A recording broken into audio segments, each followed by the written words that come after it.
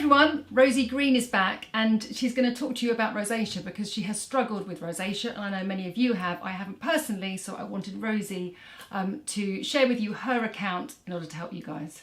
Yeah, I mean, I think rosacea can actually really get people down. I mean, I'm sure acne can too, but you know, obviously this is my struggle, and I think I got it first in my mid-20s when I was really stressed, doing a lot of shooting for Elle, and I was travelling around a lot. And I think something about the plane really exacerbated it. What did you feel first of all then? What changes happened initially? So I think rosacea is I think they say it's like 5 steps. So the first thing you do is you're a blusher, which I've obviously always been a bit of a blusher since I was kind of a girl.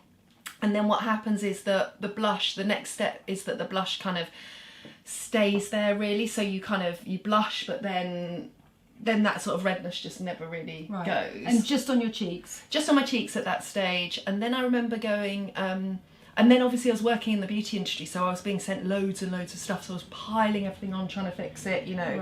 Right. And then it got to the next stage, which is like it starts to get a bit spotty. So you go from kind of just flush, which goes away, and then the blush cheeks, and then you start to get a bit spotty. And at that stage, my boss at the time sent me to a dermatologist who said, you've got rosacea. And I was 25 or something, so that's quite young to get it, I think. Yeah, it was quite young. Yeah. Where was it? All over your cheeks, or just literally at the front? It was just here.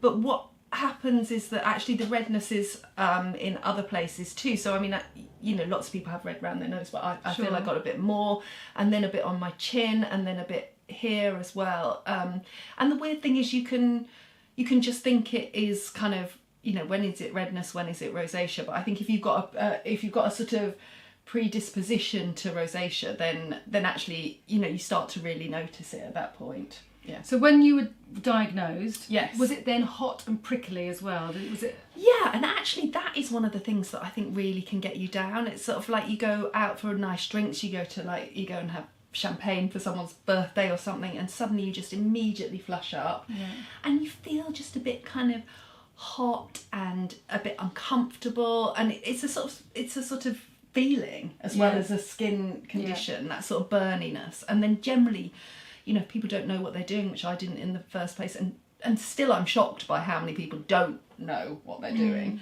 you start layering stuff on and you just make it worse and worse and worse, basically. And of course, being a renowned beauty editor at that time, you were expected to look like perfect. Yeah, I thought I was going to get my P45. I'd be like, yeah, she's gone. We can't have that. So that was the stress of thinking, actually, it's a bit like if you go to the gym, if your gym instructor's not looking great, you're like, okay, well, I'm not sure about that, Yeah. So I had antibiotics then. So the dermatologist put you on antibiotics first of all. And I love that. Like suddenly it made me realise actually how bad my skin had been, because it was then clear. So I love that, but obviously antibiotics are not great for you. So I then didn't do that, and I was back to sort of square one really. So unless you were taking the antibiotics, that was the only thing that actually made everything subside. Come off the antibiotics and the irritation. Straight up, yes. And I think at that stage I hadn't had any real kind of skincare advice. And I think the interesting thing is every counter you go to, every skincare brand, they'll say, we've got the solution for this. And actually, really, really, in my opinion, so many of those redness creams have never really worked for me, actually. And the people that are recommending them have never had rosacea. Yes, and they just have been told on a marketing email, this is how it is, and then relate it to the customer, and then you're back to square one again, and you've wasted loads of money. Exactly. And I think, I mean, I wouldn't like to say, some things might work for some people, but for me, that I've never used a redness cream that has made a difference. Actually, the one exception to that is SkinCeuticals have a redness neutralizer that I think that works kind of quickly, actually. Right. So I've heard about that. Yeah. I haven't ever used it or given it to anyone. Talk me through that one. Have you got it? So that one, Rosie's got lots of her products and solutions to share with you that hopefully that will help. So here it is. She's done there. Here we are. In the box, I haven't taken it out. Okay, so I would use the redness neutralizer kind of before I was going out, or if I feel a bit red, then I'll put it on, just as a sort of primer underneath kind of makeup. Okay. Yeah. So it's a daily protectant. Yes, but I wouldn't say, like, I'd say much more the skincare to me is much more important. Okay. And the kind of, you know, the lesson that I have learned is that actually if you're having a breakout, or even just generally, absolutely 100% less is more. I mean, as a beauty editor, I'm sent creams, I'm sent serums, I'm sent potions, I'm offered facials every day. And you know what, most of the time I just have to say no to all of it and have to really, really just use very basic products. So for the person who's looking at us now with tingly red cheeks, yes, what should they do? I think they should stop using everything that they're using. So my advice would be to absolutely just step back from all their creams, all their serums, all of those things. Yeah, exactly. Or retreat. And then I would slowly, a bit like someone with food allergies or whatever, I'd slowly introduce stuff back in. So I'd use a really, really gentle cleanser. This one is recommended to me by Dr. Stephanie Williams, who's really helped me. She's at the Udello Clinic. She's brilliant. Yeah. I did a cancer Check Your Moles film with her. Yes. She's a font of knowledge. She is. She's a font of knowledge. She's also had rosacea herself and has this kind Has of she? alabaster white skin. So like talking about somebody that is an inspiration. And you know, she is really strict with me. She's like, I got another side gig as a lovely spa columnist for the Telegraph. And she's Nice like, job. do not have a facial. And you know, sometimes somebody will convince me to have a facial and it's all... Right. It's that's bad. But anyway, sorry.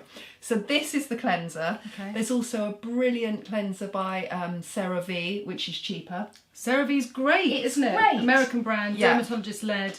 And is it the hydrating one? Because there's a salicylic acid. Yeah, one it's the because hydrating one. Yeah. I use the salicylic on my bottom. Oh, do you? Yeah. No spotty bot No for spotty you. bot for me.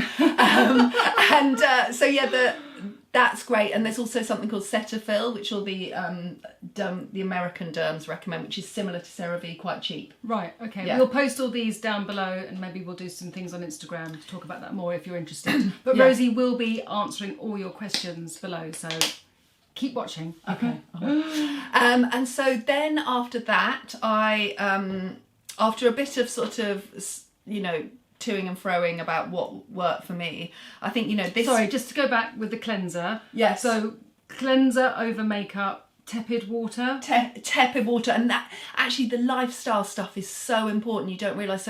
So many of my friends who've got rosacea, I sort of say, well, what are you doing during the day? And they're all having like a hot bath at night. I mean, I love a hot bath. I love it. But you can't do it. You can't go into the sauna. You can't do anything that'll make your cheeks flush, basically. Rise, And you know, I haven't had a glass of red wine for 10 years. That Have is you just not? no. I mean, that is instantly Ribena face. White wine.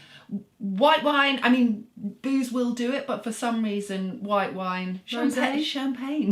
Somehow I can live with champagne. Yeah. Every cloud. Yeah, exactly. Rosé, okay, but I 10 mean, years? I didn't 10 know that years. about you. Yeah. I mean, so red wine will. So any of those triggers, lifestyle, Right. I think is really. What is it in the red important. wine then that triggers? Do you know? I think it's the tannins, but I don't know. Right. I don't know what it is. And I mean, my sort of worst ever scenario is red wine, pub, fire, coming in from the cold. Like all those things are gonna. And a curry, maybe. And a curry, yeah, exactly. All together, not good. Yeah. Definitely Rosie. Yeah, exactly. Just like, yeah. And you know, everyone's like, oh, it looks so cute, like little pink cheeks. I'm like, no, it doesn't. No, You but know. it hurts. It hurts. It hurts. Yeah. And you just feel grim, actually. Yeah. You know. Anything that's sort of an imperfection on your face, Yeah. spots, rosacea, eczema, dermatitis, it just makes you feel rubbish, doesn't Yeah, it? it does. Yeah. Right, so you've cleansed your face. I've cleansed and I have not used a cloth.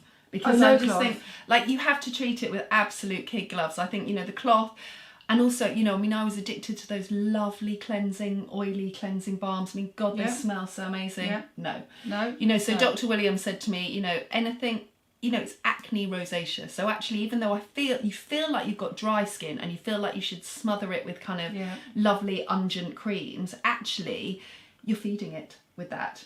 So no thick creams, no oily cleansers, no oils, any of that stuff, Right. which is gutting because I love all of And that. so random because you just, like you said, you think that's what you yes, need. yeah. Okay. But actually, she said that's actually your skin is inflamed, so it sort of feels like it's crying out for moisture, but actually it isn't. And I Right. mean, the shocking thing is, like, I haven't used a moisturiser really for kind of a year, 2 years. Don't use a And I don't moisturiser? think I look like I don't use a moisturiser, What which do you is so use then? weird. We need to go back to Okay. the cleansing. So you're cleansing, Yes. and you just, with tepid water, you splash? Yes, splash that off, and then obviously I'll take my eye makeup off with an micellar water or something like Right, that. okay. Yeah, so I do that in the morning. And actually cleansing is really important because, I mean, I'm going to confess to you now that I almost stopped cleansing because I felt like anything I was doing was aggravating it.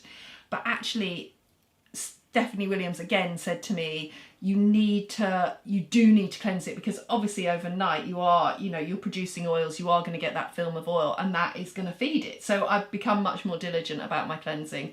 Right. Beauty editor that doesn't cleanse.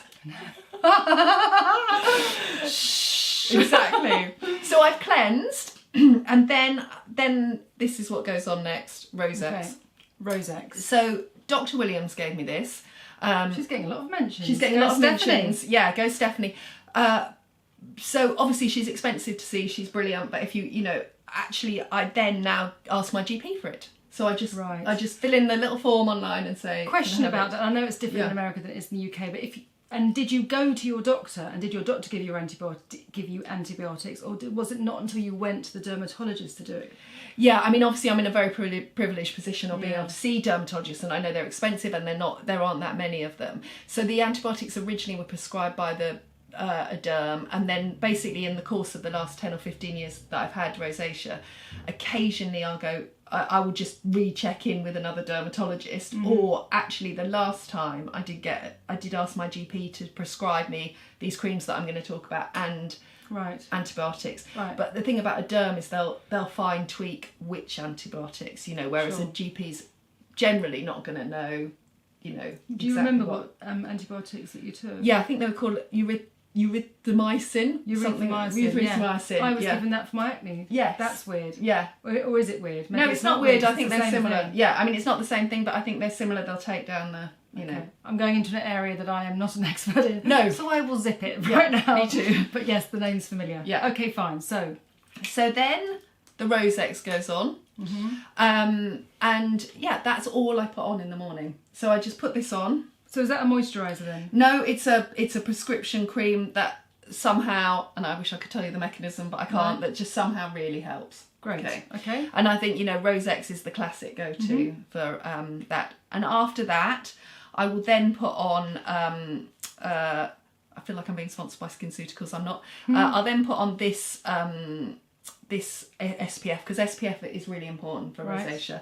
And I've really struggled to find one that doesn't feel kind of suffocating and greasy. Is it mineral or chemical? So it's chemical, and I know there's a massive debate about which is better. I just can't. Physical just makes me feel physically sick, so I have to use chemical. Yeah. And I hope it seems But to I do the think job. it's not really a debate, it's what works for your skin, isn't it? Yeah, I mean, some people are like, it's another chemical on your skin, it's absorbed by the skin. There are some worries about it, but for me, it's either use that or just not use anything, because the physical just feels too. That whole chemical discussion puzzles me, because there's chemicals in our water, our life. Yeah. We are a chemical. Yes. Everything is made of chemicals. So Yeah. I don't know, it's quite puzzling, that Yeah. conversation. Anyway. I agree. Anyway. Moving on. Yes. So then you put your SPF on, right? Yes. What kind of finish is that? So it just sinks into absolutely nothing. I mean, I love this one. I just find it very, very easy to use. Goes on white, is super, super light, Yeah. very light, doesn't drag the skin. Yeah. So they're great under makeup. Yeah, brilliant under No makeup. fragrance. Yeah. And then obviously I will put, I hope that you can, I've just taken off my base, and I hope you can see, my rosacea is actually behaving quite well at the moment. So at the Rosie's moment, skin does look great. Yeah, at but the you can moment. see the I've redness, seen you right? over the years. Yeah. I've seen you over the and years. so at the moment it's sort of, I can see redness here, I can see redness here, and I've got redness on my cheeks, and there are the little dots. And then what will happen is I will get a little dot. Does it that ping becomes first before it dots, or do you see it more than you feel it first? Generally what will happen is I'll have a time when I sort of flush, like it might be that I'm stressed, or I've got to do a speech, or I've got something, or I've, had too many glasses of wine, or that sort of thing. And then I will get like one or two of those residual spots. And as you say, you'll have seen me over the years, and like the worst scenario is that there are quite a few spots that become really hard to cover because they're sort of angry and raised, and yeah.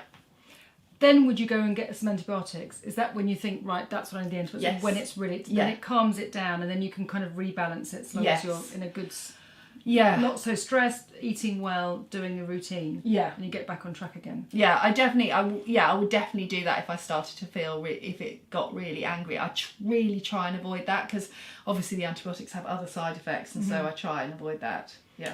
So what would you do makeup-wise to cover? So essentially, So that's it in terms of your tips for products. yes. Yep. So I would then use Very a simple. tinted moisturiser, because sometimes I debate whether or not I need more coverage of a foundation, but I just don't really like that look. I like to look really glowy and glossy and all those sort of things. So I would use a tinted moisturiser. I either like, there's a Bare Minerals Complexion Rescue, which I really like. An old favourite is a Creme de la Mer tinted moisturiser. I mean, really expensive, but... Great, it was good to know what you like. Yes. Maybe I should do your makeup for you then. Yes, please. I mean, I think that would be really useful. And I hope it's been useful to people, to talk about, because I think we all cover it so much.